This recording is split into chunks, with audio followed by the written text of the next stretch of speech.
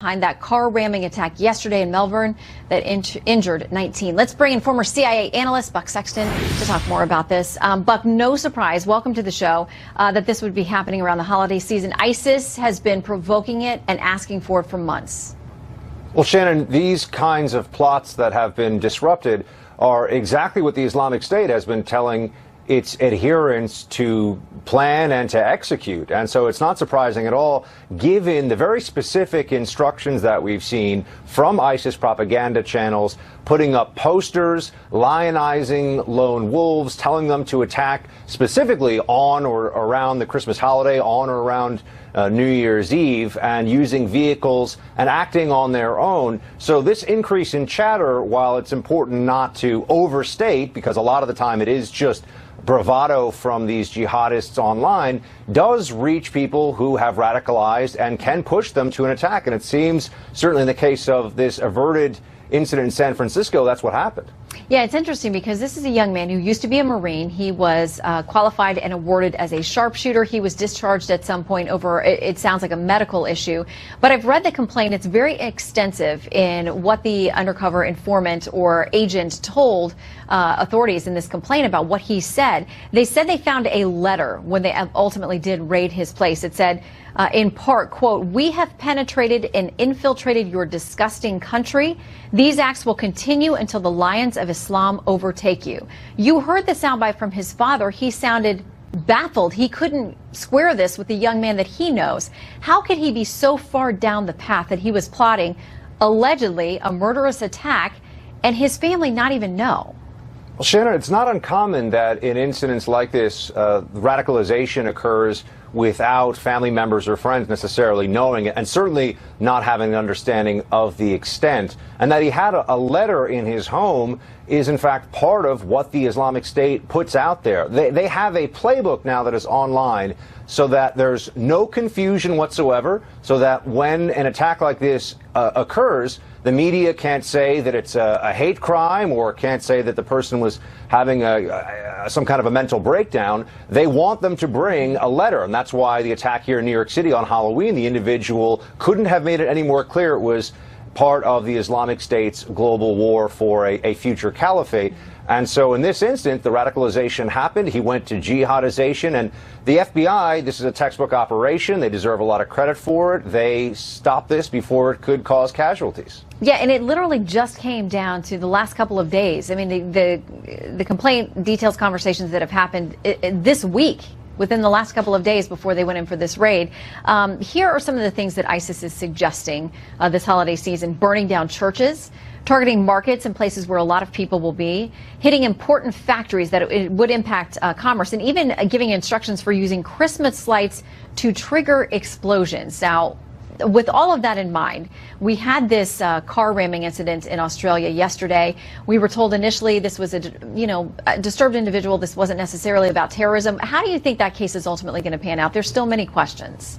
Well, when one looks at the probability of having an Afghan immigrant in Australia who also says to police that he ran over a bunch of people with his car in one of the busiest parts of Melbourne right before the Christmas holiday, and did so because of the treatment of Muslims around the world, that's where we are right now on the facts, and that the authorities in Melbourne and in Australia are still saying that it looks like they can't come up with a link to terrorism. It seems like they're moving rather slowly on that motive. I think the political motive and therefore the terrorist nature of the act is pretty clear at this point, or at least there's a few more bits that could be added into it. But it's certainly not random. They said it was an act of evil from the beginning. It wasn't an accident, and so why would somebody do that? And in Australia, we see what we've also experienced in this country, which is a desire, because of political correctness, to, at least in the initial hours and even days of an attack like this, downplay it. And I think that the press and even government sometimes think that that does a favor for people because it makes them less concerned somehow,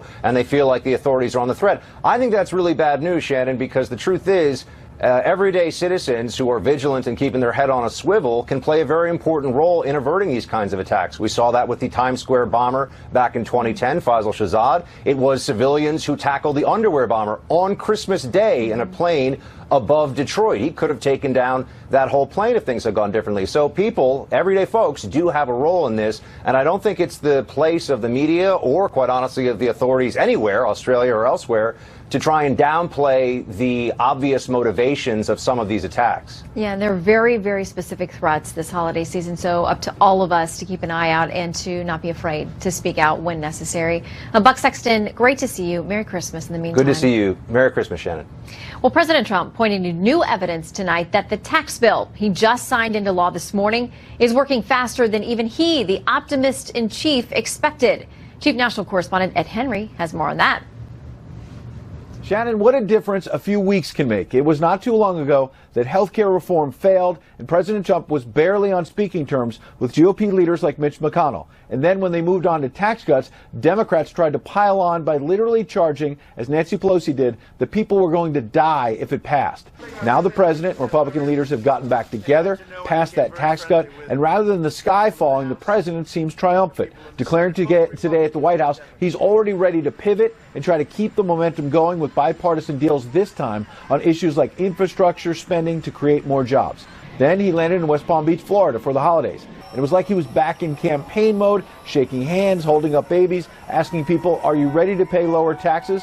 Well, that's a marked contrast from a meeting we're learning about that he held at the White House on Wednesday that went much worse. Sources say it got tense as Trump advisor Corey Lewandowski suggested to the president the White House political operation led by Bill Stepien doesn't have his back. There was talk of major adjustments that are needed ahead of the 2018 midterms at that session with top aides like John Kelly, Kellyanne Conway, and Hope Hicks.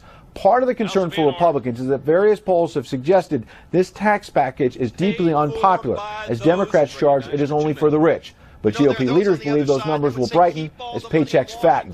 They say a typical family of four earning $75,000 will receive income tax cuts of more than $2,000.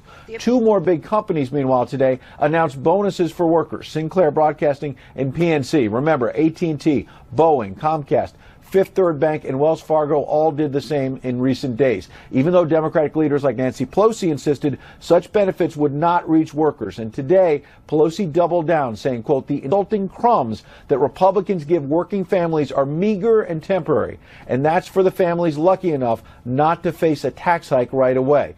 The president suggested that's all wrong. I don't think we're going to have to do much selling. I think the corporations that are giving billions and billions of dollars away to their workers, and many more are coming, I think that's really what's selling this maybe better than anybody could, including myself. So check this out. Democrats are now talking about this tax cut being mere breadcrumbs. We checked it out. Back in the 2012 campaign, then President Obama was touting the hashtag $40 campaign for a very small tax rebate check that voters were getting. The point is that many Americans are going to get a lot more than $40 back. Republicans are confident that a brightening economy, coupled with a president who's ready to try to move on to other accomplishments on infrastructure, maybe immigration reform in 2018, is going to get them set up for the midterms. We'll see. There's a lot of work to do, Shannon. There is. Ed Henry, thank you very much. Well, just before President Trump left for Mar-a-Lago, he had this to say about his Democratic critics.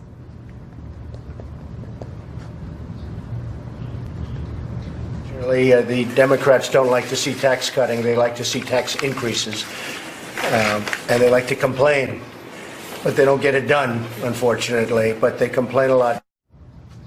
Well, Vince Coglianese is editorial director of the Daily Caller. And Isaac Wright is the former executive director of the pro-Hillary Clinton super PAC, Correct the Record. Great to have you both here tonight. Nice to be here. Merry Christmas. Friday before the holiday. Merry Christmas to both of you, too. And President Trump says Merry Christmas to America. But Isaac, he says you guys want to raise taxes and complain. Well, that's not true. In fact, I'd point out that the tax cut that working people are going to get at the beginning of this program, 80% of Americans, 85% of Americans are going to get about a 2% tax rebate. That's in the neighborhood of what Obama gave in the payroll tax. So obviously Democrats are for middle-class tax increases. What Trump gave is about the size of what Obama gave. The problem is that the overwhelming majority of the tax cut is going to the wealthiest 1% and the largest corporations in America, and that those tax cuts are permanent, and the tax cuts for middle-income Americans are not permanent. In fact, their taxes are going to increase in about 10 years, and that's where we see the big line. Only if Democrats vote to let them increase. No, that's not true. They set up the expiration date. It expires. Right, it does, but then at that point, lawmakers on the Hill will have to decide, no matter who's in charge, Republicans. And we've seen that happen. And what's going to happen? We've seen that happen with the Bush tax cuts. Democrats had to reckon with that, and the tax cuts were kept. So now you have a situation where, of course, the individual tax rates, because of budgetary mechanisms in the Senate, that's the only reason this structure exists. Republicans would have made it permanent otherwise. The key here with the corporate tax cuts, the reason they exist, the president saying this is rocket fuel for the economy, that this is an essential thing to do, and especially as it relates to sort of the international field. Think about this.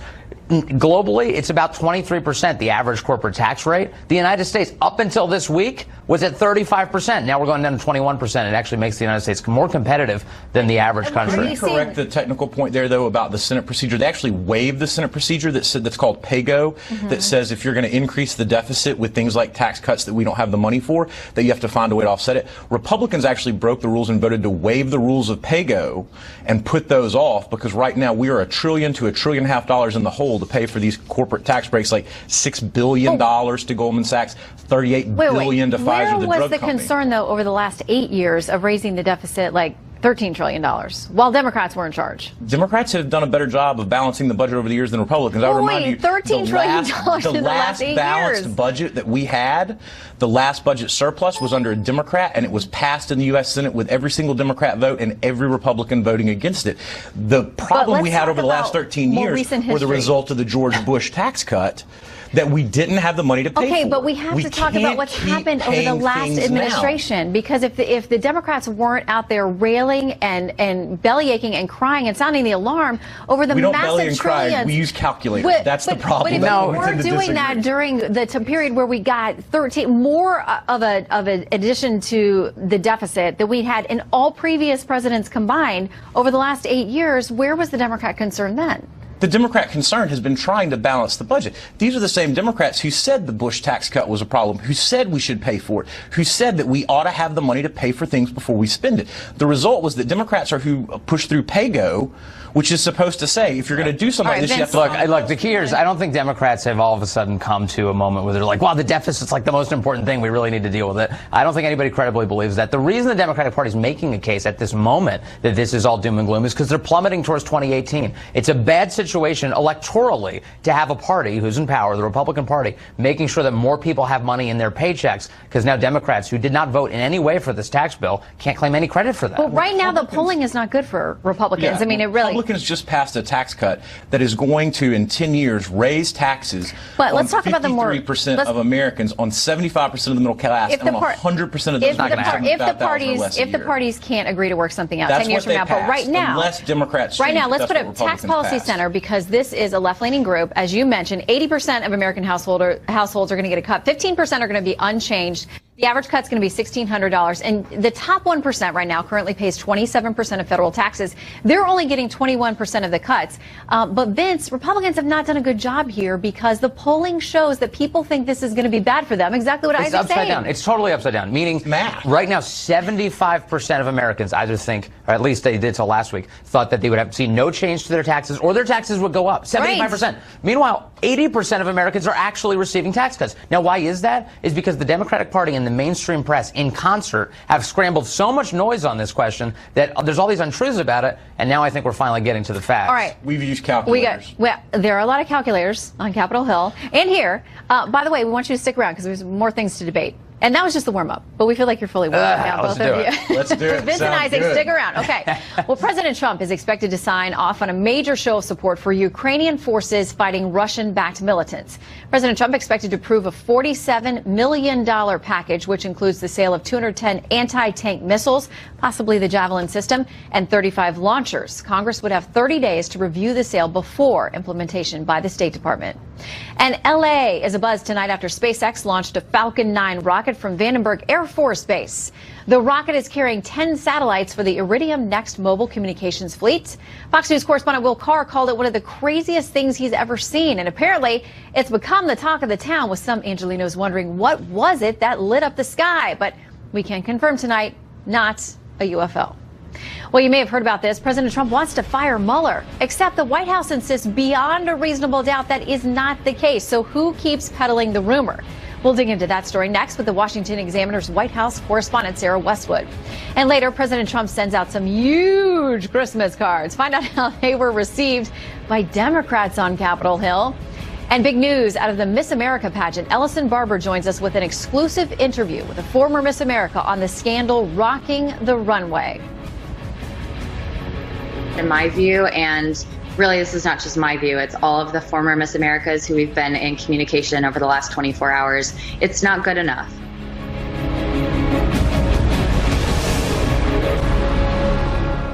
New tonight, Attorney General Jeff Sessions is ordering a review into the handling of Project Cassandra, the investigation into Hezbollah's drug trafficking operations inside the U.S. A bombshell report from Politico this week alleges the Obama administration interfered with investigations involving the Hezbollah terror group in order to pave the way and smooth things over for the Iran nuclear deal. In a statement to Fox News, the Justice Department said the review is intended to evaluate allegations that certain matters were not properly prosecuted and to ensure all matters are appropriately handled. President Trump and his attorneys repeatedly deny reports there are plans afoot to fire special counsel Robert Mueller, who's been appointed to investigate Russian interference in the 2016 election. Yet, if you're watching the news, you're going to hear a lot of this. Mr. Mueller would not only call into question this administration's commitment to the truth, but also to our most basic concept, rule of law. He wants to shut down these investigations, and he wants to fire Special Counsel Mueller. If the president were to fire Special Counsel Mueller, our country would face a constitutional crisis. Fox News Chief White House correspondent John Roberts is reporting today that the president's legal team actually has an excellent relationship with Mueller's team. And Roberts' sources tell him the Democrats themselves are manufacturing the idea that Mr. Trump is even thinking about firing Mueller. Digging into this tonight for us is White House correspondent for the Washington Examiner, Sarah Westwood. Great to see you tonight, Sarah. Great to see you. Okay, so what do you make of this? Because we continue to hear it. We've heard it from a number of lawmakers on the left saying, this is the rumor, it's the word around town, this is what he's going to do. And yet the White House keeps knocking it down. Exactly. Republicans and White House officials seldom mention removing Mueller at all. The talk about removing Mueller from the special counsel's office is almost entirely limited to Democrats. They're more than happy to build up speculation about potentially removing the special counsel. What you have heard from President Trump and some of its allies are criticism of the conduct of some of the agents well below Mueller, like Peter Strzok, the FBI agent who allegedly exchanged text message in which he bashed President Trump and talked about an insurance policy in case he won, or another FBI agent whose wife was linked to the company that produced the dossier at the heart of the Russia investigation. These are questions about conduct of agents well below Robert Mueller, but it's important not to conflate that with criticism of the special counsel himself, because we haven't heard that from President Trump. In fact, he's been very careful not to go after Mueller, the man. I want to play a little bit of what we've heard from the president and from the White House press secretary to show folks just how adamant they've been about this.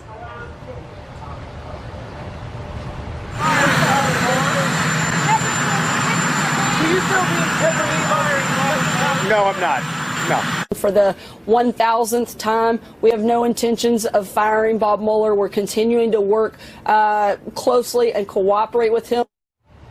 And against that backdrop, there's a piece in the National Review online saying this: indeed, the reason Democrats are so intent on promoting talk of a Nixon-like massacre, the Sunday Night Massacre, and to treat criticism of Mueller as an inherent threat to democracy is that impeachment is never far from their minds these days. Is that what's driving this?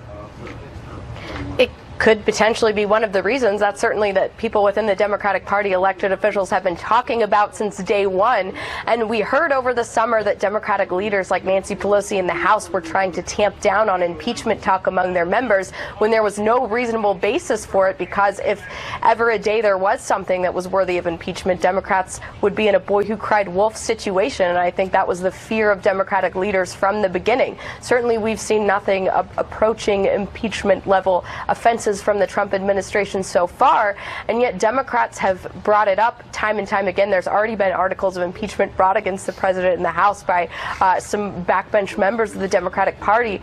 So this is something that has been sort of a wish of Democrats from the very beginning, and certainly that's why I think you see Democrats are more than happy to build the specter of a potential Mueller removal, even though we have no solid evidence that that's anything close to being the case. Yeah, and we have plenty of very solid denials on the record, so we will see. Sarah Westwood, great to have you with us tonight. Merry Christmas. Merry Christmas. Thank you. All right, Miss America former winners react to disturbing behavior from the pageant bosses. Stick around for the very late-breaking developments, including an exclusive interview with a former winner. And there's new reason for Christians from Iraq to embrace the Christmas season this year. Lauren Green has that amazing story for us. And later, the president vowed to make Christmas great again. Well, the results are in. We're going to debate whether or not he succeeded.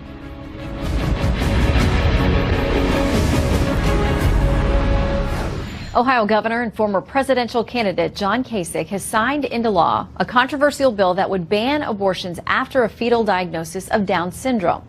The law makes it a fourth-degree felony for a doctor to end a pregnancy based on knowledge of Downs, a genetic abnormality. Ohio Right to Life says the bill signing is a victory. Pro-choice groups say it is a blow to women's constitutional rights to an abortion. Well, it started with a rebellion by dozens of former winners of the Miss America pageant.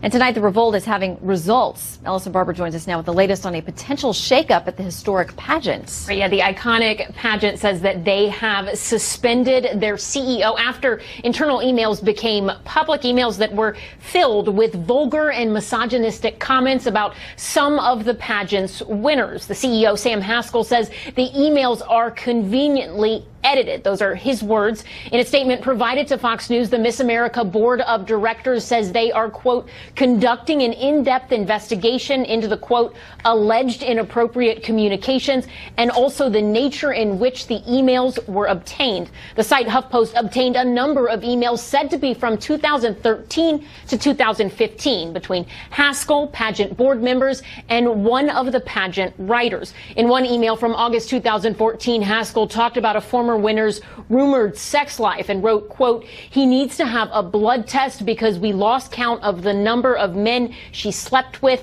at 25. In another, a show writer said the former Miss America should be referred to as a vulgar word for women's genitalia. Haskell wrote back, perfect. In a statement sent to Fox News, Haskell does not deny the authenticity of the emails. However, he says context, while not an excuse, is important. Writing in part, quote, I was under stress from a full year of attacks by two Miss Americas. This was a father whose family was being attacked and a man whose character was being assassinated daily, which impaired my judgment. For that, he says, I'm deeply sorry.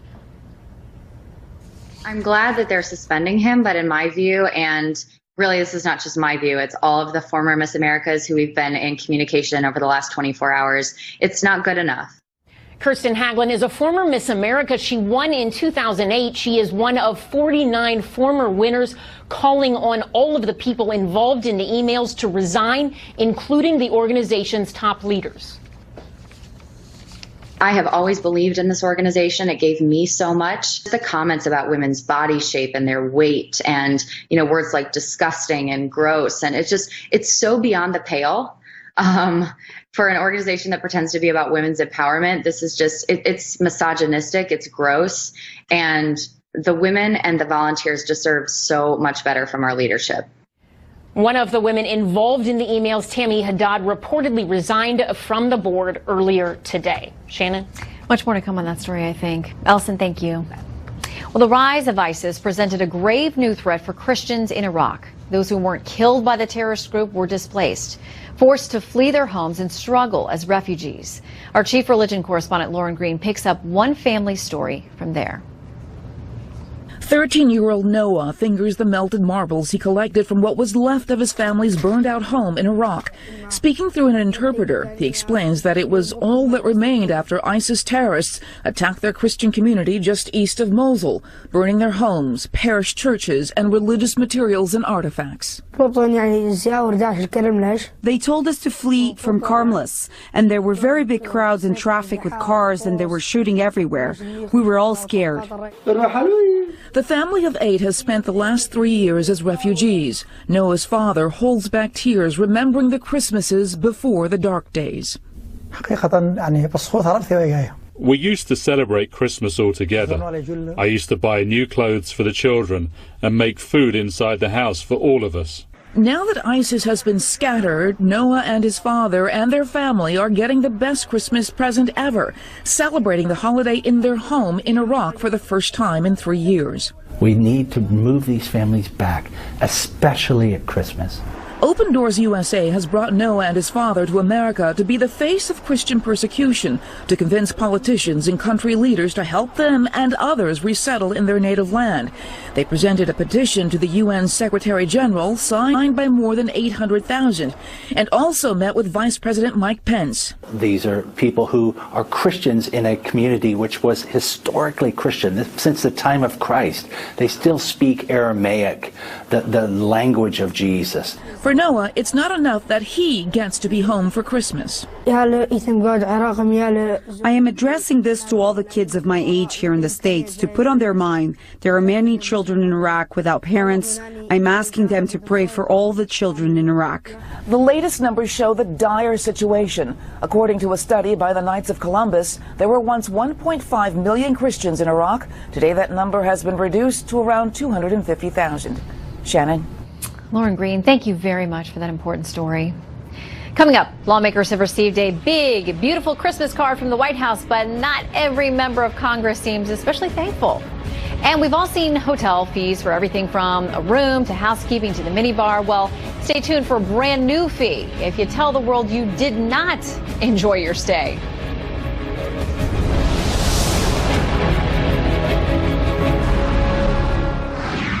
When was the last time you saw Merry Christmas? You don't see it anymore. They want to be politically correct. If I'm president, you're going to see Merry Christmas in department stores. Believe me. Believe me. All right, that was candidate Donald Trump in January 2016, promising to win the war on Christmas and do it, as he likes to say, bigly or big league. It depends on who you're asking. Like these cards that he sent to lawmakers this week. He sent not only this one this year, but also this huge one, which is really probably the gaudiest Christmas card I've ever seen. You know, this isn't really befitting the first family, but more like the King of England or something. But anyway, this is it. White House Christmas card. Kind of crazy. Okay, on the other side, a pro-Trump super PAC releasing this ad in time for the holidays. Thank you, President Trump, for letting us say Merry Christmas again. Oh, okay. So is President Trump winning the so-called war on Christmas? To answer that, we brought back our panel fully revved up and ready to go. Vince Colanese, editorial director for the Daily Caller, and Isaac Wright, the former executive director of a pro-Hillary Clinton super PAC. Welcome back, gentlemen. Nice to be back. Here. Merry Christmas. Okay, so thank you. Look at that. All right, I'm going to take you right to the polls here. All right, this one is from the Pew organization, about how people feel like businesses should greet them, because this has been a big thing over the last few years. 52% say it doesn't matter to them. They don't care. 32% do prefer Merry Christmas. 15% say Happy Holidays. Those are businesses. There have been boycotts on businesses, as you too may know, over the last few years over what they choose to say. Vince, does it matter to you? It matters. I think it matters insofar as we as Americans sort of recognize sort of like the soft undercurrent to our conversations, what's actually happening as people say that. And you hear Happy Holidays, and I think a lot of people think to themselves like, well, what you're trying to do is not offend anybody by saying that. Mm-hmm. And the key really should be like, well, stop taking Christ out of Christmas. I mean, really, the whole holiday season really revolves around December 25th, Christ's birthday, and people like to be reminded of that. And when they hear Donald Trump say Merry Christmas, it really is not about necessarily just a war on Christmas. It's about the war on Christianity. They'd like to make sure that Christianity continues to be a dominant force in America because, it has been since our founding. Well, and I do think a lot of us are worried. We don't want to offend anyone, but this is interesting, too. This is from Monmouth University poll. This is from this year about what holidays Americans are celebrating right now. 89% of Americans say they are going to celebrate Christmas. 5% say they are actively celebrating Hanukkah. 3% say Kwanzaa. So if you've got 89% of the country saying, hey, we're going to celebrate Christmas, Isaac, why do you think people are so worried about offending someone? So this is something Vince and I can actually agree on. I think there is a war right now on Christian values. I actually don't think it's about our holiday greeting and our Christmas greeting. I think that's kind of a distraction. And I think the right wing has sort of created this ruse of a quote-unquote war on Christmas about department store greetings as a way to distract from what Jesus taught and how we actually act on that or not in this country. In the 25th chapter of Matthew, Jesus, whose birthday we're talking about, said the sheep and the goats will be separated. We as believers will be separated based on how we followed his teachings about how we treat the poor, how we treat the sick, and how we treat the foreigner amongst us. Those were the things that Jesus cited as to what believers will be judged on. And if you look at the policies that have been pushed in the last year in this country, they're the most anti-Jesus teaching policies that we've seen. Wait, so we're going from a debate over Happy Holidays and Merry Christmas right back into politics. This is That's not politics for me. That's what Jesus that said. part is That's, I'm pretty sure. But I'm pretty sure Jesus. That's where faith. But you took it to policy. Jesus wasn't saying that we need government. Some of us about why we believe these things. Some of us believe our country should reflect the values of what Jesus taught about how we treat the sick, how we treat the poor, how we treat the foreigner. Both subscribe to that. There are people on both sides of the aisle. There's the prayer breakfast and all the events that go. I've already gotten the invitation from this year. Democrats and Republicans alike say we're going to come together and pray. And you know they do that on the Hill. They have Bible studies together and everything else. That's the exact scripture I'm citing, though. They're cultural Christian and they're believers. The concern here. And that whole passage is about separating the sheep. The concern, Isaac, about Merry Christmas. Just to get us back on track, if that is possible. Okay, one more poll. Okay, go for it. The greeting that you choose to use, because this is, and I got to say, when I'm there, I feel bad for the employees because I do think some of them are told that this is our company greeting. You're going to say Happy Holidays to not offend anybody. I always say back to them Merry Christmas, and some of them look relieved. I mean, like, oh, she said Merry Christmas. Okay. Fight it, Shannon. So Americans, what greeting do you use? This is not businesses, but just person to person. 67% of Americans say, I say Merry Christmas. 25% say, I feel safer saying Happy Holidays. Safer. What is going on in America that you have to feel safer? But they're trying to not offend anyone. But when I look at this number that says 89% of Americans are celebrating Christmas, saying they're actively celebrating it, I don't know why we should be worried about saying that. Look, I don't think we should be worried about it. Also, I think that, part of this is remembering what it's all about. I mean, you have to, if you say the words Merry Christmas, you have to acknowledge that the lion's share of the word Christ is buried in there, and that's what, of course, this is all about. And again, this goes back to people being concerned about this idea, this notion of a war on Christmas. Really, this is a proxy for the greater war about Christianity and its place in our culture. When you have nuns being compelled to take on birth control, when you have a situation where coaches can't say prayers with their players at football games in high schools, then you know that we as a country have gone too far. And I think and a lot of people recognize that. And they say, you know what? I'd like to have a president who's going to be pretty proud about the notion that they can easily say Merry Christmas without being worried about who they're offending. All right, Isaac, I'm scared, but I'm going to give you the final word here. This is not a proxy. This is a distraction from the war on Christian values. The first chapter of Matthew talks about Jesus' birth. The second chapter talks about Jesus and Mary and Joseph fleeing Herod as refugees, crossing the border illegally as undocumented immigrants into Egypt. Under the DACA policy, were that our country, we would have sent Jesus home to Herod and not allowed him in this country.